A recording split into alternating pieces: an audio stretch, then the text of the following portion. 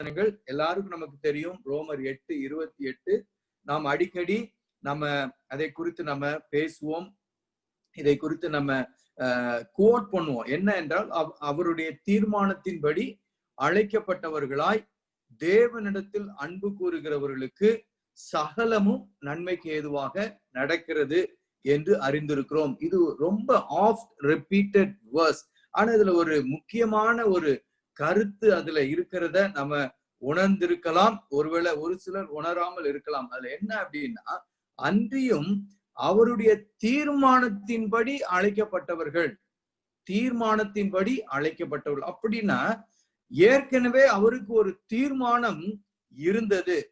அந்த தீர்மானத்தின்படி அவர் நம்மை அழைத்தார். அப்படி அவருடைய தீர்மானத்தின்படி அழைக்கப்பட்டவர்களுக்கு அப்படி அழைக்கப்பட்டவர்கள் நாம் தேவனிடத்தில் அன்பு கூறும் போது, ரெண்டு குவாலிஃபையிங் ஸ்டேட்மெண்ட் அதுல இருக்கு. ஒண்ணு, அவருடைய தீர்மானத்தின்படி நாம் அழைக்கப்பட்டிருக்க வேண்டும். ரெண்டாவது, அந்த தீர்மானத்தின்படி அழைக்கப்பட்டு தேவனிடத்தில் அன்பு கூற வேண்டும். இந்த ரெண்டு நடக்கிறவர்களுக்கு சகலமும் நன்மைக்கு ஏதுவாய் நடக்கிறது. அப்படின்னா அவங்க வாழ்க்கையில எது நடந்தாலும், அது பார்ப்பதற்கு தீமையாய் காணப்பட்டாலும், அது தீமையாகவே உணரப்பட்டாலும், அது நன்மைக்கு ஏதுவாக நடக்கிறது. உதாரணத்துக்கு நிறைய பழைய ஏற்பாட்டு புதிய ஏற்பாட்டு பரிசுத்தவான்களை சொல்லலாம். You just name any one person, they will fit in this verse. Beautifully they will fit. உதாரணம், எல்லாருக்கும் தெரிஞ்ச ஒரு உதாரணம் சொல்லணும்னா யோசேப்பினுடைய வாழ்க்கை. யோசேப்பு அவருடைய தீர்மானத்தின்படி இஸ்ரவேல் ஜனங்களை பின் நாட்களிலே ரட்சிப்பதற்காக அவன் எகிப்துக்கு கொண்டு செல்லப்பட்டான். அவன் கொண்டு செல்லப்பட்டதின் முகாந்தரமே அவனுடைய தரிசனம், அவனுக்கு கொடுக்கப்பட்ட சொப்பனம், தேவனிடத்திலிருந்து வந்த சொப்பனம். அப்ப இதுல ஃபிட் ஆயிடுச்சு. அவருடைய தீர்மானம் ஒன்று யோசேப்பினுடைய வாழ்க்கையில இருந்தது. அந்த பின்னாட்கள்ல, ஏனென்றால் ஆபிரகாம்கிட்டே அவர் சொல்லுவார், 400 வருஷம் உன்னுடைய சந்ததி என்ன செய்யும், அங்க அடிமைகளாய் இருந்து திரும்ப வருவார்கள் என்று சொல்லி அங்க ஆபிரகாம்கிட்ட இது ஏற்கனவே சொல்லப்பட்ட அந்த காரியம்தான் அங்க யோசேப்பு நிறைவேற்றினான் என்று சொல்லி நம்ம பார்க்கிறோம். சரி, அது பழைய ஏற்பாடு. புதிய ஏற்பாட்டுல ஒரு உதாரணம் சொல்லுங்களேன் அப்படின்னு சொன்னா, ஏன் பவுல் அப்போஸ்தலன் எடுத்துக்கொள்வோம். அவர் தெரிந்து கொள்ளப்பட்டார். அவர் யாராக இருந்தார்? பரிசேயனிலும் பரிசேயனாய் கிறிஸ்தவர்களை துன்புறுத்தி கொண்டிருந்த மனுஷன். தேவன் அவனுக்கு நேரடியா பவுல் அப்போஸ்தலனுக்கு தரிசனம் கொடுத்து, முள்ளில் உதைக்கிறது உனக்கு கடினமாம் என்று சொல்லி அவனுக்கு ஒரு டைரக்ட் என்கவுண்டர் கொடுத்து அவரை பிரித்தெடுத்தார். நம்ம எல்லாரும் 1 கொரிந்தியர் 11ஆம் அதிகாரத்துல கம்யூனியன் எடுக்கும் போது ஒரு காரியம் சொல்லுவோம். அவரிடத்திலிருந்து நான் பெற்றுக்கொண்டதை உங்களுக்கு நான் அறிவிக்கிறேன் என்று சொல்லி அந்த போர்ஷன் அப்படிதான் ஆரம்பிக்கும். கர்த்தராகிய இயேசு தாமே தாம் காட்டி கொடுக்கப்பட்ட அன்று ராத்திரியிலே என்று சொல்லி அவர் எழுதுவார். ஆக்சுவலா பவுல் அப்போஸ்தலன் அங்க இருந்தாரா? இயேசு காட்டி கொடுக்கப்பட்ட அன்று அந்த சீஷர்களோடு அவர் இல்ல. ஆக்சுவலா அந்த பரிசுத்த அந்த திருவிருந்து அந்த போர்ஷன் அது நடந்த அந்த அன்னைக்கு அவர் அங்க இயேசுவோடு இல்லை. ஆனா அவர் எழுதுவார், அன்னைக்கு ராத்திரியில இப்படி நடந்தது, காட்டி கொடுக்கப்பட்ட அந்த ராத்திரியில இயேசு அப்பத்தை எடுத்து சீஷர்களுக்கு கொடுத்து இதை வாங்கி புசியுங்கள் அப்படின்னு சொல்லுவார். அப்ப இதெல்லாம் என்ன நடந்தது? It was a direct revelation that he received from Lord Jesus Christ. என்ன சொல்ல வருகிறேன்னா, அவருடைய தீர்மானத்தின்படி பவுல் அழைக்கப்பட்டிருந்தார். அவருடைய வாழ்க்கையில பிரச்சனை இருந்தது, நிறையவே இருந்தது. அவர் ஒரு தடவை செல்லும் போது ஷிப்ரக் ஆகி அங்க மரணத்துக்கு ஏதுவாய் நடந்து, ஒண்ணும் இல்ல, 8ஆம் அதிகாரத்துல நம்ம பார்த்தீங்கன்னா 36, 37, ரோமர் 8, 36, 37 அவர் சொல்லுகிறார், கிறிஸ்துவின் அன்பை விட்டு நம்மை பிரிப்பவன் யார்? உபத்திரவமோ, வியாகுலமோ, துன்பமோ, பசியோ, நிர்வாணமோ, நாசமோசமோ, பட்டயமோ, இது எல்லாவற்றிலும் நாம் நம்மில் அன்பு கூறுகிறவராலே முற்றும் ஜெயம். அப்ப என்ன சொல்ல வருகிறார்? இது எல்லாம் அவருடைய வாழ்க்கையில he went through.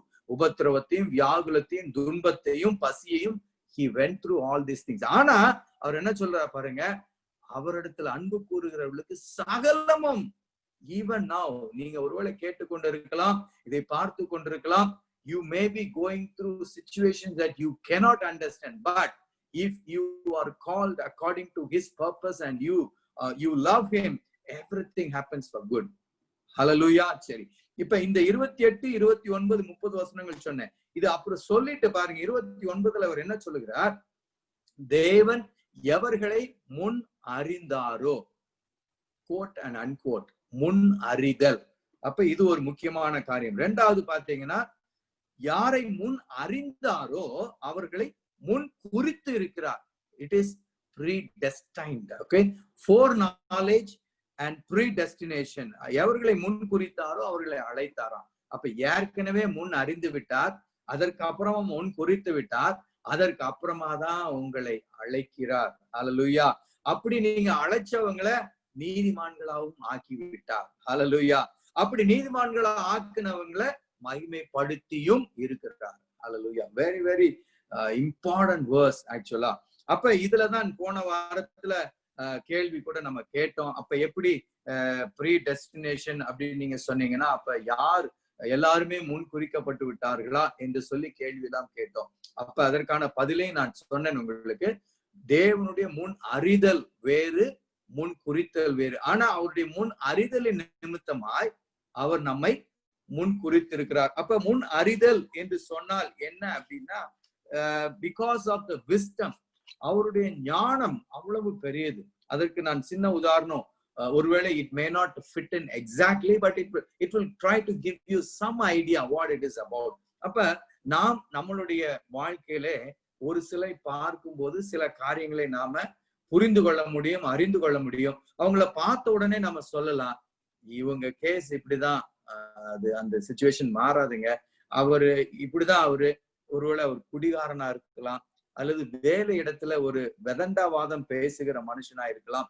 அந்த மனுஷனுடைய குவாலிட்டிஸையும் குணாதிசயங்களையும் நம்ம பார்த்த உடனே நம்ம சொல்லுவோம், இது சிக்கலுங்க, இது ஒர்க் அவுட் ஆகாது. ஒருவேளை திருமண காரியமா கூட இருக்கலாம், கணவன் மனைவி பிரச்சனையா இருக்கலாம். ஆனா நம்ம அவங்ககிட்ட சொல்ல மாட்டோம், ஆனா நம்ம மனசுக்குள்ள சொல்லுவோம், இது தேராது. எப்படி?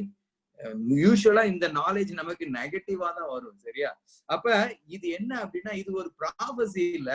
அந்த சூழ்நிலையை பார்த்த உடனே நாம் நம்முடைய அனுபவத்தின் மூலமாய், நம்முடைய ஞானத்தின் மூலமாய், நமக்கு கர்த்தர் கொடுத்திருக்கிற, கடவுள் கொடுத்திருக்கிற அந்த ஃபேக்கல்டி, அதன் மூலமாய் நாம என்ன செய்ய போகிறோம், என்ன சொல்லுகிறோம் என்றால், இந்த கேஸ் இப்படிதான் நடக்கும். அப்ப ஞானத்தின் மூலமாய் நாம் என்ன அறிந்து கொள்ளுகிறோம், இதனுடைய எண்டு எங்கதான் போகும், இங்கதான் போய் முடியும். அப்ப சில நேரம் வீட்டுல கூட பிள்ளைங்கிட்ட நம்ம சொல்லுவோம், நான் சொன்னேன், எனக்கு தெரியும், நீ அன்னைக்கு அப்படி செய்யும் போதே எனக்கு தெரியும் இது இப்படித்தான் நடக்கும். Because we observe how a person is handling things, how he is talking, what is his intention, what is his character. இது எல்லாவற்றையும் குறித்து அறிந்திருக்கிறபடினாலே நாம் அந்த காரியங்களை சொல்லுகிறோம். இது போலதான் தேவன் அவருடைய முன் அறிதலின் நிமித்தமா, நல்லா அத கரெக்டா நீங்க அறிந்து கொள்ள வேண்டும். It is not that God has decided everything already, but he knows this is how things will happen. இதுதான் முன் அறிதல். அப்ப அவருடைய முன் அறிதலின் நிமித்தமா அவர் என்ன செய்கிறாராம், அவர் முன் குறிக்கிறாராம். அதான் வசனம் சொல்லுகிறது. 30ஆம் வசனத்துல பாத்தீங்கன்னா, 29ல பாத்தீங்கன்னா, எவர்களை முன் அறிந்தாரோ அவர்களை தமது குமாரனுடைய சாயலுக்கு ஒப்பா இருக்கும்படி முன் குறித்தும் இருக்கிறார். ஹல்லேலூயா. சரி, இதுதான் முன் அறிதல். இதுதான் 29ல நம்ம பார்த்தோம். அப்ப 30ஆம் அதிகாரத்துல இப்படி முன் அறிந்தவர்களை அவர் முன் குறித்து விட்டார். முன் குறித்து விட்டவர்களை, அப்ப ஏற்கனவே சிலரை பார்த்து இதுதான் இப்படிதான் நடக்கும் என்று சொல்லி, இதுல எங்கேயுமே பாத்தீங்கன்னா there is no intervention of things. அதுல கர்த்தர் அதுல இடைப்பட்டார் என்று அந்த அழைக்கிற காரியம் வரும் வரைக்கும் there is no interference. அந்த அழைத்த பிறகும் there is always a free will given to the man. He can reject or he can accept. Hallelujah. இது மறுக்க முடியாத உண்மை. அப்ப இதனாலதான் நம்ம சொல்ல முடியாது, ஆண்டவர் அநியாயமா எதை செய்து விட்டார் என்று சொல்லி சொல்ல முடியாது. அப்ப இதெல்லாம் போன வாரம் நம்ம பார்த்தோம். அதனாலதான் நாம் நம்முடைய தெரிந்து கொள்ளுதலையும் முன் குறித்தலையும் குறித்து ஆண்டவருக்கு we should be forever grateful to him because of his love, because he chose us first. அதான் முந்தி நம் மீது அன்பு கூர்ந்தார் என்று எழுதப்பட்டிருக்கு. சரி, இதெல்லாம் நம்ம பார்த்தோம். பார்த்துட்டு அங்க 39ஆம் வசனத்துல பாத்தீங்கன்னா, உயர்வானாலும் தாழ்வானாலும் கிறிஸ்துவின் அன்பை விட்டு நம்மை பிரிக்க முடியாது. அப்ப நம்ம இந்த காரியங்களை அறிந்து கொள்ளும் போது we should always look at these things. ஒருவேளை நீங்க கேட்டுக்கொண்டிருக்கும் போது யோசிக்கலாம், என்ன இது இப்படி அப்படி ஒருவேளை புரியுற மாதிரி இருக்கு இல்லன்னு நீங்க யோசிக்கலாம், இது கரெக்டா தப்பா, அப்ப எப்படி ஆண்டவர் முதல்ல தீர்மானித்து விட்டாருன்னா எப்படி அப்படிலாம் நீங்க யோசிக்கலாம். But always look at all these things under the premises of God's character. கர்த்தருடைய குணாதிசயத்தின் அடிப்படையிலேயே நீங்க இந்த காரியங்கள் எல்லாவற்றையும் பார்க்க வேண்டும். அப்படின்னா என்ன நான் சொல்றேன்னா, ஆண்டவருடைய குணாதிசயம் நம்பர் 1, அவர் எல்லாவற்றையும் சரியாய் செய்கிறவர். ஹல்லேலூயா. He will do everything only in the right way. அவர் சரியானதை நீதியானதை மாத்திரம்தான் அவரால் செய்ய முடியும். இது it should be an unchangeable understanding of God's character in your mind. இரண்டாவதாக பாத்தீங்கன்னா, அவர் நன்மையை தான் செய்வார், நல்லதுதான் செய்வார். அவர் என்ன செஞ்சாலும் எப்படி செஞ்சாலும் இது நன்மைக்காகவே அவர் நமக்கு செய்வார். இது நமக்கு இருக்க வேண்டிய understanding. God's this is the premises under which you should try to analyze anything that God is doing. மூன்றாவதாக அவருடைய ஞானம் அளவிடப்பட முடியாதது. His wisdom is beyond. ஒரு உதாரணம் நான் சொல்றேன். நம்ம எல்லாரும் செஸ் விளையாடுவோம். சிலர் நல்லா விளையாடலாம், சிலர் மோசமா விளையாடலாம். It doesn't matter. But we all would have heard about grand masters. செஸ்ல வந்து கிராண்ட் மாஸ்டர் அப்படின்னு சொல்லுவாங்க. அப்ப யூசுவலா நம்ம செஸ் விளையாண்டோம் அப்படின்னா, பிளே பண்ணும்போது we have an opponent in front of us. நம்ம உட்கார்ந்து யோசித்து ஒவ்வொரு மூவ் பண்ணுவோம். ஆனா இந்த கிராண்ட் மாஸ்டர்ஸ் நீங்க பாத்தீங்கன்னா, when they come to play with not in the competitions but இந்த அவங்க வந்து இந்த ஜனங்களை சந்திக்கும் போது when they play with people, you know, நீங்க பார்த்துருந்தீங்கன்னா அப்படியே வரிசையா ஆளுங்க உட்கார்ந்து இருப்பாங்க. The grand master will come, he will make a move, he will go to the next table, next table, next table, next table. He can see your pattern and understand what you are trying to do. உங்களுடைய அடுத்த move என்ன, அடுத்த I think somebody said it's around 6 to 7 moves easily they can guess or they can predict what your next move is going to be. அது மாத்திரமல்ல, they will just play வரிசையா. அப்ப the moment they see your chess board, they can understand what is going on in your mind. Your chess board, your moves, your உங்க chess boardல இருக்கிற ஒவ்வொரு அந்த what do you call it, the pieces in the chess board predicts what is happening in your mind. அப்ப யோசித்து பாருங்க, ஒரு மனுஷன் at a stroke, at a stretch, ஒரு 7 பேர் 10, I don't know how many people you might know, but ஒரே நேரத்துல டக்கு டக்கு டக்கு டக்குன்னு அந்த செஸ் போர்டை பார்த்தோன்னே he can predict what is going on in your mind. நீ இந்த மூவ் பண்ணேன்னா நான் என்ன மூவ் பண்ணணும், he moves accordingly. யோசித்து பாருங்க, God in his infinite wisdom, he can just look at you and he can know that what exactly is going to be. நீ எங்க போற, என்ன செய்ய போற, என்ன முடிய போறங்கிறத ஒரே ஸ்ட்ரோக்ல one look at your life and he can say what is going to happen. Hallelujah. இதுதான் முன் அறிதல். அப்ப எப்பயுமே ஆண்டவருடைய காரியங்களை, எஸ்பெஷலி the predestination, அதாவது முன் குறித்தலை குறித்து நிறைய டாக்டரின்ஸ் உண்டு, நிறைய காரியங்கள் உண்டு. But one thing you must understand, you must look at it at the basis of God's character. கர்த்தருடைய குணாதிசயத்தை பேஸ் பண்ணி இதை நீங்க வந்து புரிந்து கொள்ள வேண்டும். அப்போ ஒண்ணு, அவர் நல்ல கரெக்டானதான் செய்வாரு.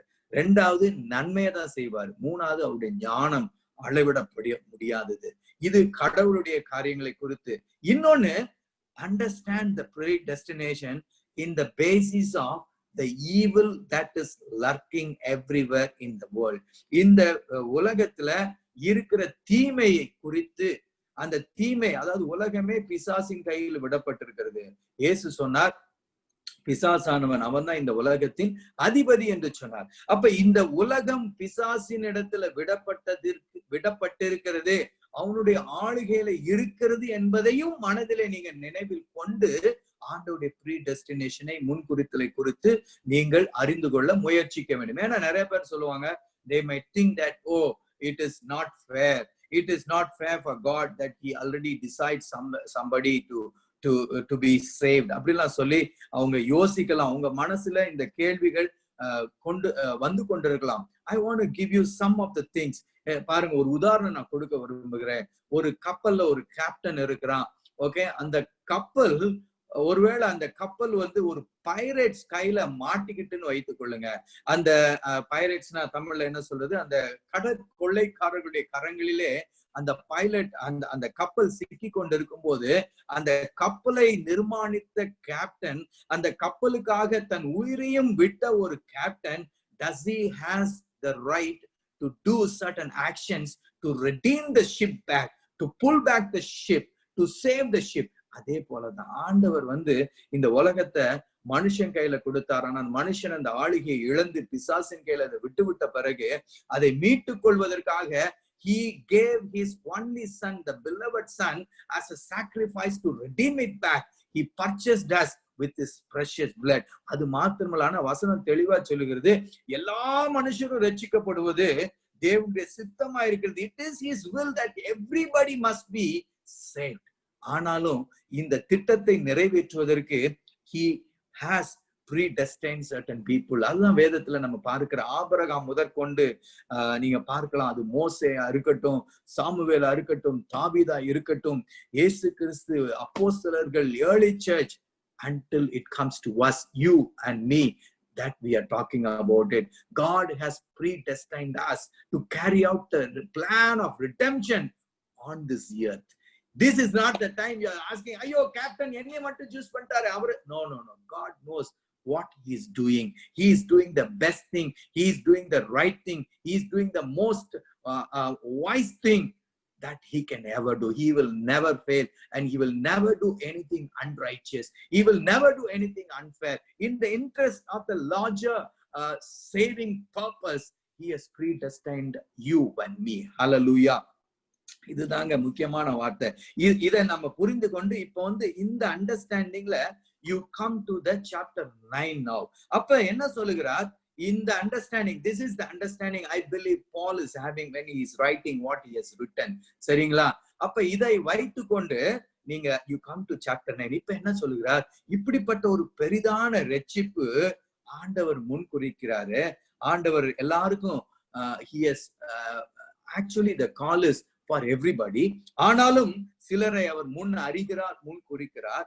அதுல அவர் என்ன சொல்லுகிறார் பாத்தீங்கன்னா, அவர் இஸ்ரவேல் ஜனங்களை மாத்திரமல்ல, புறஜாதியாரிலும் அவர் என்ன செய்கிறார்? அவர் he has chosen people. நீங்க 9ஆம் அதிகாரம் 24ல ஒன்று சொல்லப்பட்டிருக்குது. அவர் யூதரில் இருந்து மாத்திரமல்ல, புறஜாதிகளிலும் இருந்து நம்மை அழைத்திருக்கிறாரே அப்படின்னு ஒரு வார்த்தை அங்க சொல்லுகிறார், வசனத்துல சொல்லப்பட்டிருக்கிறது. அந்த மைண்ட் செட்ல what he is trying to say here, எனக்கு மிகுந்த துக்கமும் இடைவிடாத வேதனை உண்டாயிருக்கிறது. ஏன் அப்படின்னா, Paul is a Jew, he is a Israelite, he is a Pharisee, he was a Pharisee. அவர் என்ன சொல்லுகிறார்?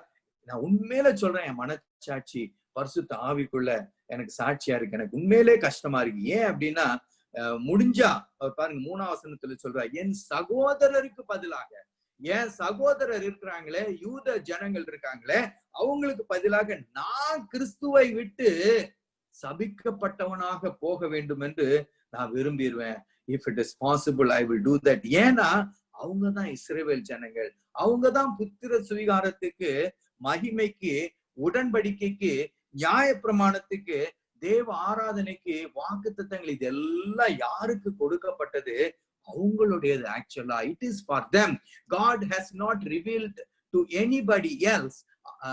அவர் தன்னை வேற யாருக்கும் வெளிப்படுத்தவில்லை, இஸ்ரவேல் ஜனங்களுக்கு தான் வெளிப்படுத்தினார். ஆபிரகாமை தெரிந்து கொண்டு இஸ்ரவேல் ஜனங்களுக்கு தான் வாக்குத்தத்தங்கள், கட்டளைகள் எல்லாம், அவரை பற்றின எல்லாவற்றையும் அவர் அங்க இஸ்ரவேல் ஜனங்களுக்கு வெளிப்படுத்தினார். அவர் சொல்ல பாருங்க 5ஆம் வசனத்துல, பிதாக்கள் அவர்களுடையவர்கள், மாமிசத்தின்படி கிறிஸ்துவும் அவர்களில் பிறந்தார்.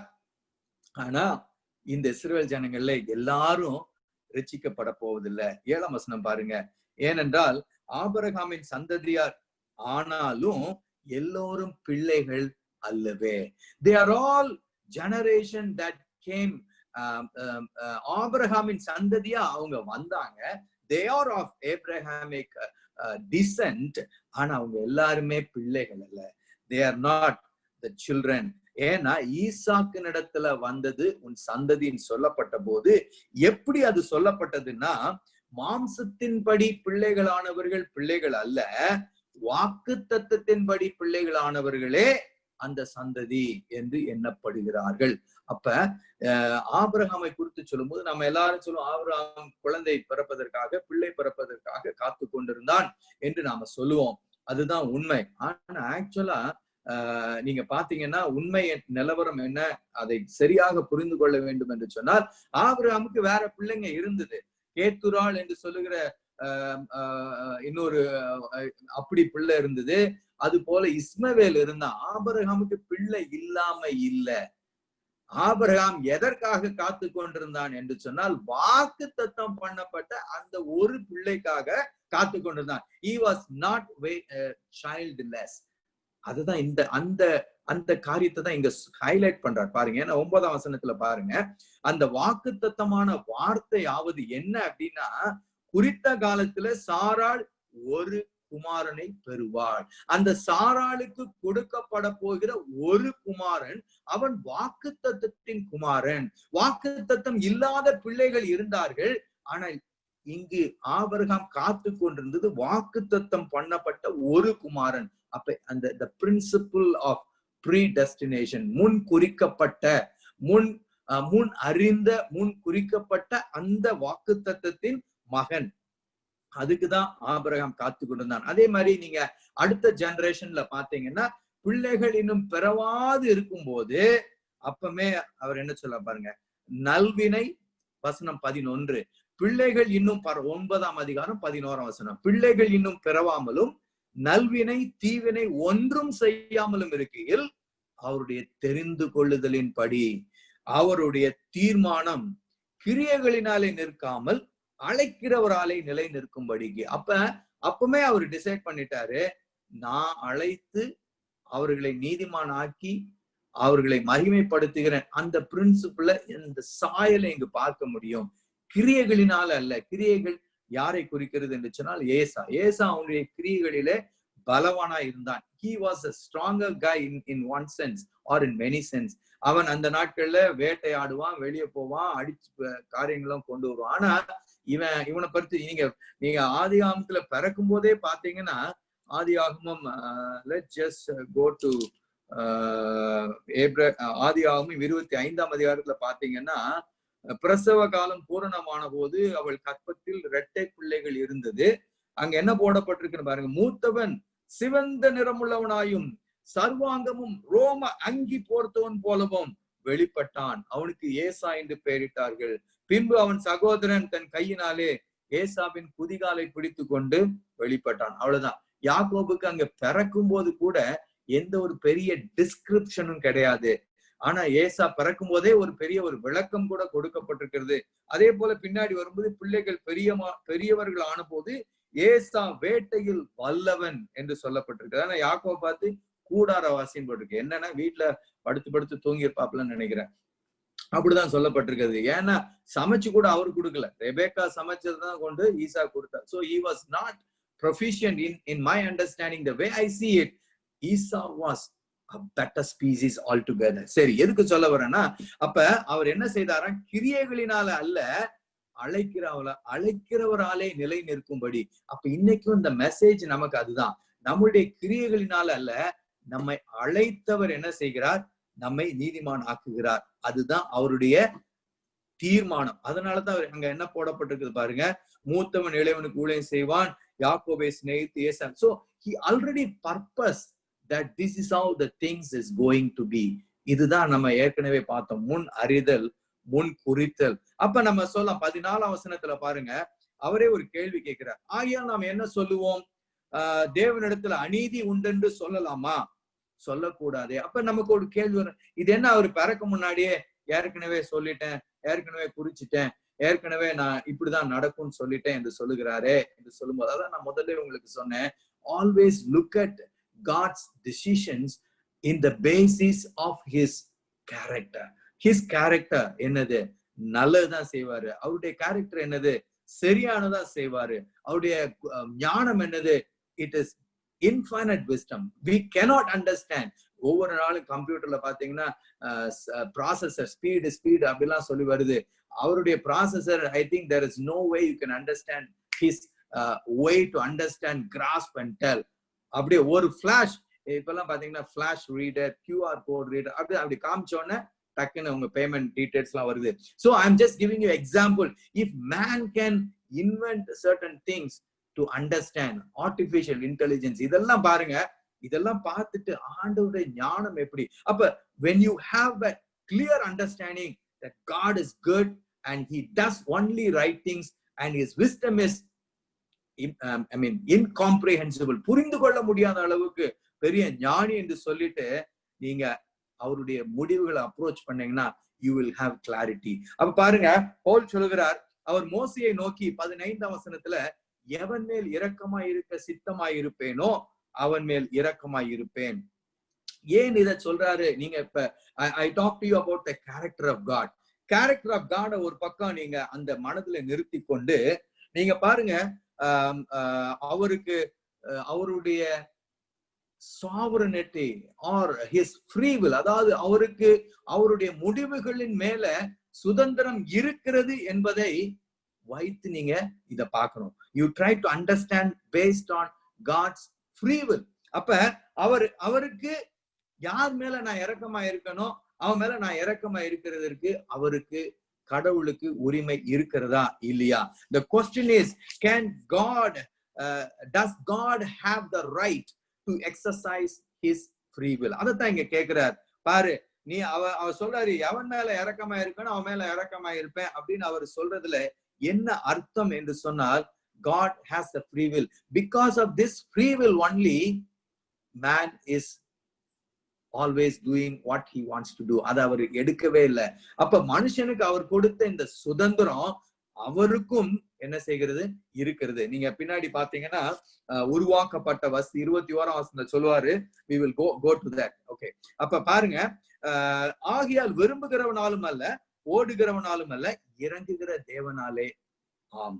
இப்ப நல்லா we should be, I want to emphasize one thing, be always grateful that God chose you. Hallelujah.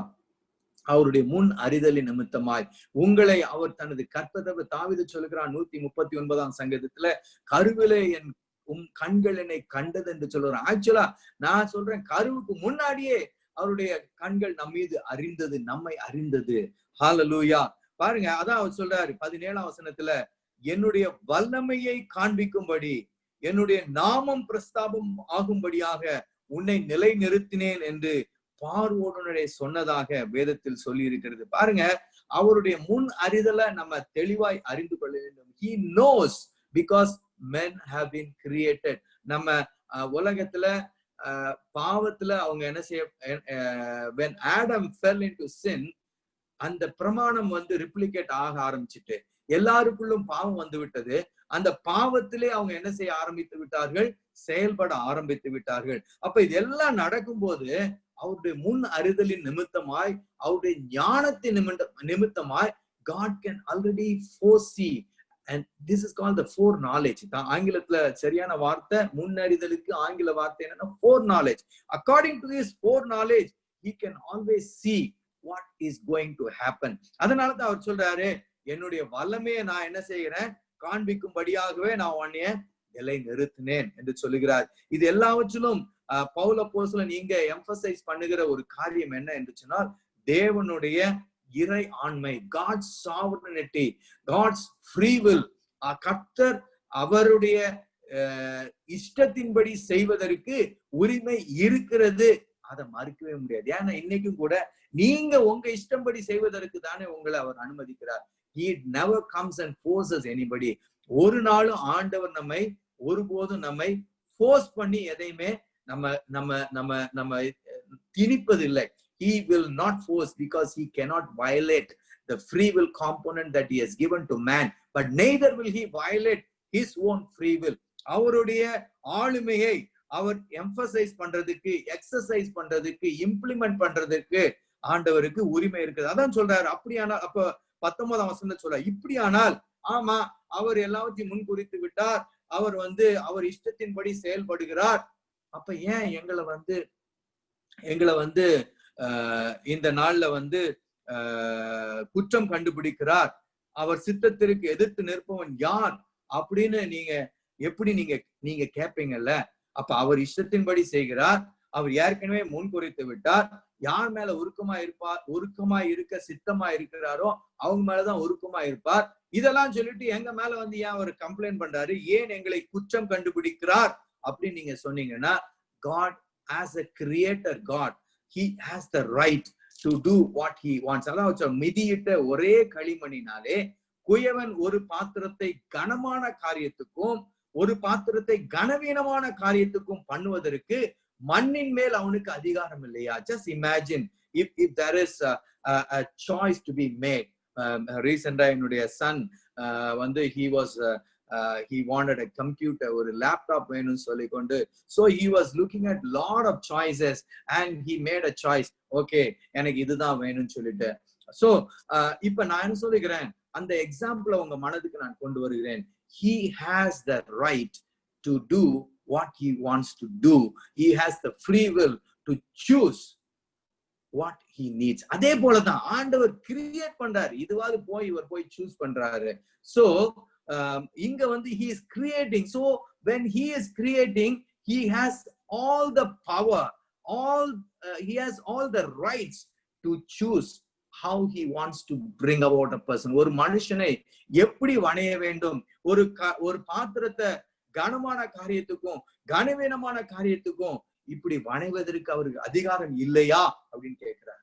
ஹல்லேலூயா. அப்ப என்ன, what exactly Paul is saying? யூதர்களை அவர் அழைத்தார், யூதர்களுக்கு ரட்சிப்பை கொடுத்தார். இப்பொழுது அவர் அந்த ரட்சிப்புக்கு பாத்திரமாக புறஜாதிகளையும் இன்க்ளூட் பண்ணி இருக்கிறார். ஹல்லேலூயா. அவரு அதான் கேட்கிறாரு, அழிவுக்கு எத்தனமாக்கப்பட்ட கோபாக்கினையின் பாத்திரங்கள் மேல நீடிய சாந்தத்தோட பொறுமையா இருந்தாரானால் உனக்கு என்ன என்று கேட்கிறார். யாரை குறித்து சொல்லுகிறார்னா புறஜாதிகள். ஏன்னா அது வரைக்கும் யூத ஜனங்களுக்கு புறஜாதிகள்னாலே அவங்க அதை அவங்கள கன்சிடரே பண்ண மாட்டாங்க. அதனாலதான் நீங்க யோசிங்க, யோனாவை போய் அவர் நினிவேல போய் நீ பிரசங்கம் பண்ணுன்னு சொல்லும் போது யோனா was not willing to go, because they don't consider them. அவங்க அந்த கர்த்தருடைய திட்டத்துல அவங்களை இன்க்ளூட் பண்ணவே மாட்டாங்க. ஆனா இப்ப அவர் என்ன சொல்லுகிறார், அப்படி கோபாக்கினைக்கு பாத்திரங்களா இருந்த புறஜாதிகள் மேல அவர் என்ன செய்கிறார், இப்ப சாந்தமாயிருந்து அவங்களையும் இன்க்ளூட் பண்ணி இருக்கிறார். The scope of salvation now includes not just the Jews but also the Gentiles. அதான் சொல்றார், யூதரில் இருந்து மாத்திரமல்ல, 24ஆம் வசனத்துல யூதரில் இருந்து மாத்திரமல்ல புறஜாதிகளிலும் இருந்து நம்மை அழைத்திருக்கிறாரே என்று சொல்லுகிறார். ஹல்லேலூயா. It's about God's redemption plan. It's about God's choice of people. அதைத்தான் அவர் சொல்லுகிறார். அதனாலதான் அவர் என்ன சொல்லுகிறார், இந்த இது ஆரம்பிக்கும் போது இந்த யூத ஜனங்கள் ஆண்டவர் ஏற்றுக்கொள்ளாம இருக்கிறாங்க, அது எனக்கு ரொம்ப வேதனையா இருக்கு. புறஜாதிகள் உள்ள வர்றாங்க, ஆனா யாருக்கு இந்த காரியங்கள் கொடுக்கப்பட்டிருந்ததோ அவங்க எல்லாரும் இப்ப உள்ள வரல. மாம்சத்தின்படி சந்ததியாரா இருந்த யூத ஜனங்கள் முழுமையா உள்ள வரல. ஏன்னா மாம்சத்தின்படி சந்ததியாரானவர்கள் இல்ல, ஆவியின்படி வாக்குத்தத்தத்தின்படி பிள்ளைகளானவர்கள். அவர்கள் எப்படி பிள்ளைகள் ஆகுறாங்கன்னா கிரியைகளின்படி இல்லைங்க, அவங்க விசுவாசத்தின்படி. அப்ப இதத்தான் பவுல் அப்போஸ்தலன் வேதனையா சொல்றார். அவங்க இதுவரைக்கும் என்ன பண்ணாங்க, அவங்க they were trying to attain this by their deeds. அவங்க நீதி பிரமாணத்தை அடையல. எப்படி அடையலன்னா அவங்களுடைய கிரியைகளை மூலமா தேடினா. நீங்க பாருங்க, I have to finish now, so I'm going to just close it. I'm moving on to the verses. அங்க இந்த அதிகாரத்துல அவர் என்ன சொல்ல பாருங்க, நீதியை தேடாத புறஜாதியார் நீதியை அடைந்தார்கள், அதுதான் விசுவாசத்தினால் ஆகும் நீதி. அவருடைய entire the preaching or the teaching is about bringing them back to understand that it is by faith you become righteous. அப்படிதான் அதைத்தான் அவர் திரும்ப திரும்ப கொண்டு வருகிறார். அதான் அவர் சொல்றாரு பாருங்க, நீதி பிரமாணத்தை தேடின இஸ்ரவேலரோ நீதி பிரமாணத்தை அடையவில்லை, நீதியை தேடாத புறஜாதியார் நீதியை அடைந்தார்கள். எப்படின்னா அவங்க விசுவாசத்தினால தேடாம, அவங்க என்ன யாரு, யூத ஜனங்கள் விசுவாசத்தினால தேடாம நியாய பிரமாணத்தின் கிரியைகளினால தேடினபடினால அதை அடையல என்று சொல்லுகிறார். அப்ப அவர் ஸ்டார்ட் பண்ணும் போதே நீங்க பாத்தீங்கன்னா 9ஆம் அதிகாரத்துல ரொம்ப துக்கமா இருக்கு அப்படின்னு சொல்றாரு. ஏன் துக்கமா இருக்கு? ஏனென்றால் இந்த இஸ்ரவேல் ஜனங்கள் நீதி பிரமாணத்தை தேடினாங்க. ஆனா அவங்க எப்படி தேடினாங்கன்னா கிரியைகளினால தேடினாங்க, விசுவாசத்தினால தேடல. ஆனா விசுவாசத்தினாலே தேடும்படியாகவே தேவன் சித்தம் கொண்டிருக்கிறார். அதனாலதான் அவங்க என்ன பண்ணாங்க, நியாயப்பிரமாணத்தின் கிரியைகளினாலே தேடினபடினாலே இடறுதற்கான கல்லில் இடறினார்கள் என்று சொல்லப்பட்டிருக்கிறது. அப்ப அந்த இடறுதற்கான கல் யாருன்னா, அப்ப 25,000 PV. ஓகே, சரி, மியூட் பண்ணிக்கோங்க. ஓகே, இடறுதற்கான கல்லையும் தவறுதற்கான கண்மலையும் சியோனில் வைக்கிறேன். அந்த இடறுதற்கான கல் யாருன்னா அந்த கல்லுதான் இயேசு கிறிஸ்து. அவரிடத்தில், அதான் கல்லை வைக்கிறேன் அவரிடத்தில், கல்லை வைக்கிறேன் அதனிடத்தில் சொல்லல, கல்லை வைக்கிறேன் அவரிடத்தில் விசுவாசமாய் இருக்கிறவன் எவனோ அவன் வெட்கப்படுவதில்லை என்று எழுதி இருக்கிறபடி இப்படி ஆயிற்று. அப்ப Paul is telling very clearly that this salvation by faith has been extended to the Gentiles also. இது இந்த புறஜாதிகளுக்கு கொடுக்கப்பட்டிருக்கிறது. இது பரம திட்டம், இது தீர்மானத்தின் படிதான் இது நடக்குது. தீர்மானத்தின் படி இல்லாம திடீர்னு இது நடக்கல, ஏற்கனவே எழுதி வைக்கப்பட்டபடி. அதுதான் இடறுதற்கான கண்மலை. யாரு? இயேசு கிறிஸ்து தான் அந்த இடறுதற்கான கண்மலை. இயேசு கிறிஸ்துவை அவர்கள் மேசியாவாக இஸ்ரவேல் ஜனங்களை விடுவிப்பவராகத்தான் பார்த்தாங்களே ஒழிய, அதாவது ஹியூமன் ஃபோர்ஸ்ல அவர் யூதருக்கு ராஜாவாய் ஆகி விடுவார் அப்படிதான் பார்த்தாங்களே ஒழிய பாவத்திலிருந்து மீட்கிறவராய் அவங்களால பார்க்க முடியவில்லை. அப்ப அதனாலதான் அவங்க நீதி செய்து எங்களுடைய நியாயப்பிரமாணத்தின் கிரியைகளினாலே நாங்க மீட்கப்படுவோம் என்று அதிலே நின்னாங்க. அதான் பவுல் என்ன சொல்லுகிறார், அவரிடத்துல இடறுகிறவன். அப்ப இடறுதற்கான கல்லில தான் அவங்க இடறுனாங்க. அப்ப இது எல்லாவற்றிலும் என்ன நீ சொல்ல முடியும்? இதெல்லாம் ஏற்கனவே எழுதி வைக்கப்பட்டிருக்கிறதே, ஏற்கனவே இப்படிதானே அவர் பிளான் பண்ணிருக்கிறாரு, அப்ப ஏன் எங்கிட்ட குற்றம் கண்டுபிடிக்கிறார் என்று நீ என்ன செய்ய முடியாது, சொல்ல முடியாது. Because for the greater cause, for the free will, for in his sovereignty. ரெண்டு காரியம். ஒன்று அவருடைய இறை ஆண்மை அல்லது அவருடைய his sovereignty as a creator to do what he wants. ஒன்னு. ரெண்டாவது, அவர் எப்பொழுதுமே நன்மையத்தான் அவர் செய்கிறார். It is for the greater cause of the entire redemption of the mankind. ஒரு மனுக்குலத்தின் மீட்புக்காகவே இந்த காரியங்கள் எல்லாம் நடக்குது பாருங்க. இந்த காரியங்கள் இப்படி நடந்ததை நான் ஏற்கனவே உங்களுக்கு உதாரணம் சொன்னேன். As a captain who is on the ship to redeem the ship, he makes his decision. அப்படித்தான் ஆண்டவரும் இந்த நாட்கள்ல முதல்ல இருந்தே அவர் ஒரு பிளான் பண்ணிட்டாரு. உலக தோற்றத்திற்கு முன்னே இது இப்படிதான் ஆக போகுது, இந்த ஷிப் இப்படிதான் ஆக போகுது, இந்த பைரட்ஸ் உள்ள வந்தாங்கன்னா இப்படிதான் ஆகும், அதனால நான் இப்படித்தான் செய்ய போகிறேன். அப்ப இப்படி நான் செய்யும் போது இந்த ரட்சிப்பு விசுவாசத்தின் மூலமாய் வருகிற நீதிய நான் ஒரு ரகசியமா நான் வைத்து அதை செய்ய போறேன். நீங்க பாத்தீங்கன்னா 1 கொரிந்தியர் 2ஆம் அதிகாரம் 7ஆம் வசனத்துல இப்படியாய் நாம் பார்க்கிறோம். உலக தோற்றத்திற்கு முன்னே தேவன் தம்முடைய மகிமைக்காக ஏற்படுத்தினதும் மறைக்கப்பட்டதுமாய் இருந்த தேவ ஞானம். நான் சொன்ன பாருங்க, 3 காரியம் நீங்க ஞாபகம் வைத்துக் கொள்ள வேண்டும். ஒன்று, he does always the right thing, he does always the best thing for us. நல்லதுதான் செய்வாரு, அவர் கரெக்டா தான் செய்வாரு, அவர் ஞானமா தான் செய்வார். பாருங்க, மறைக்கப்பட்டதான தேவ ஞானம். அது மாத்திரம் பாருங்க, 1 பேதுரு 1:20 பாருங்க, உலக தோற்றத்திற்கு முன்னே குறிக்கப்பட்டவராய் இருந்து தமது மூலமாய் தேவன் மேல் விசுவாசமாய் இருக்கிற உங்களுக்காக இந்த கடைசி காலங்களிலே வெளிப்பட்டார். அப்ப this is all already God's in his foreknowledge and in his wisdom and in his purposes, he has already decided how he is going to redeem the world, how he is going to turn back everything into the good for the people. ஆதாம் இழந்த எல்லாவற்றையும் எப்படி தேவன் மீட்டுக் கொள்ள போகிறார் என்பதையும் he already knew. அதனாலதான் we must be forever grateful, forever thankful. நிறைய பேர் அப்ப அது சரியில்லை, எதுவுமே சரியில்லைன்னு தயவு செய்து நீங்க யோசிக்கவே கூடாது. because this is the best way, God's best way. இது பாருங்க, தேவ ஞானம் என்று சொல்லப்பட்டிருக்கிறது. உலக தோற்றம் முதல் அடிக்கப்பட்ட ஆட்டுக்குட்டி என்று சொல்லப்பட்டிருக்கிறது. So God has done something for our good, for the good of the entire mankind.